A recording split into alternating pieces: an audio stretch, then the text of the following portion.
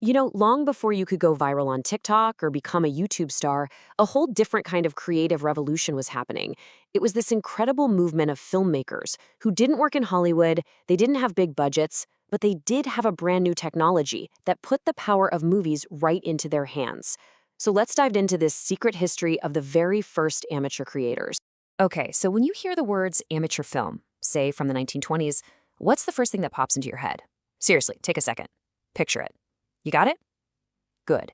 Because I'm willing to bet what it actually was, well, it might surprise you. You're probably thinking of something kind of like this on the left, right? Blurry birthday parties, a shaky camera at a family vacation. And look, that was definitely part of it. But the reality? Oh, it was so much bigger. Amateur film was a serious, revolutionary art movement where creators were debating the future of cinema itself and making films that actually challenged the pros. Now, to really get how this all happened, we have to go to a very specific place, Rochester, New York. I know it seems a little unlikely, but back in the 1920s, this city became ground zero for a global filmmaking explosion. And the reason is actually pretty simple. Eastman Kodak. They had just invented something that was about to change absolutely everything, 16mm film. All of a sudden, for the first time ever, filmmaking was relatively cheap, it was safe, it was accessible. You didn't need a giant Hollywood studio anymore. All you needed was a camera, an idea, and a bit of passion. And right there in Rochester, this brand new technology sparked this fascinating debate about what amateur film should even be. And this whole debate, it's perfectly captured in two very different films, made in the same city at almost the exact same time. This is really a tale of two competing visions for this new art form. On one side of the debate, we have Marion Norris Gleason. She was an organist, a writer, and a true believer in the power of community. She saw this new tech and just thought, this is for everybody. This should be fun. Her whole goal was to demystify filmmaking and show people that anyone, literally anyone, could do it.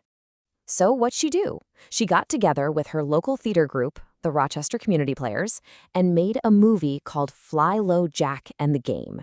Her philosophy was crystal clear. Let's make a real movie, with a plot and actors that looks as professional as we can make it. It was all about proving that amateurs could create something that could stand up to the big studios, just for the sheer fun of it. And then, on the complete opposite side of the spectrum, you've got Dr. James Sibley Watson Jr. He was a physician, an intellectual, part of the city's elite. For him, amateur film wasn't about copying Hollywood at all. No, it was about escaping it. It was a chance to create pure art, totally free from the pressure to sell tickets or please a giant audience. His film, which he made with his collaborator Melville Weber, was an adaptation of Edgar Allan Poe's The Fall of the House of Usher. But here's the thing. They weren't trying to tell a story. They were going for what they called a cinematic expression. They used prisms, distorted lenses, crazy shadows, anything to create the feeling of Poe's work. It was radical, it was abstract, and it was deeply experimental. So there you have it. These two totally opposed ideas are basically fighting for the soul of this new movement. On one side, it's all about populist fun and making it easy for everyone to join in. And on the other, it's this belief that amateurs have a duty to push the artistic boundaries, to do the stuff the commercial studios couldn't or wouldn't do. Okay, so you've got the populist film and the art film. How did the world respond to these two totally different approaches? Well, as you can probably guess, their receptions were about as different as the films themselves. Just look at this photo from the set of Fly Low Jack. It really captures the whole spirit of the project, doesn't it? It's a community thing, made by friends, hanging out outdoors. It's got this real hands-on collaborative energy. This was filmmaking as a social activity.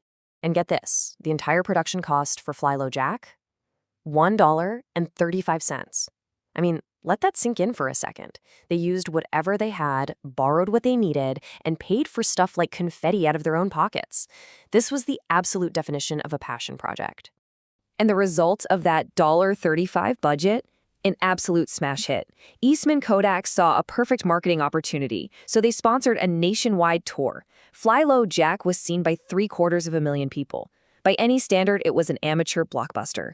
It totally proved that Gleason's populist vision had a massive audience. Meanwhile, House of Usher had a very different debut. Watson and Weber famously filmed it in a barn behind Watson's house. Its premiere wasn't in some mainstream theater. It was at a small, highbrow art house cinema in New York.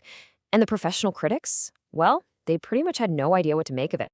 the biggest entertainment industry paper at the time, Variety, was just brutal.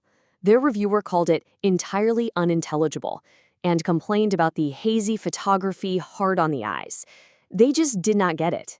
To the mainstream, this thing was a total failure. But the cinephiles, the art critics, they saw something else completely. The National Board of Review magazine called it a landmark achievement, comparing it to the legendary German expressionist film The Cabinet of Dr. Caligari. So you had the baffled mainstream on one side and the ecstatic art world on the other. What a split. Now, while Fly Low Jack was the immediate crowd pleaser, history had a very different verdict in store. Over the decades, the reputation of Watson's strange little art film would begin this long, slow climb to legendary status. The journey this film took is just remarkable. In its day, the amateur film clubs hailed it as a masterpiece. But by the 50s, it was pretty much forgotten. Then, in the 80s, film scholars started to rediscover it, seeing it as a seminal work.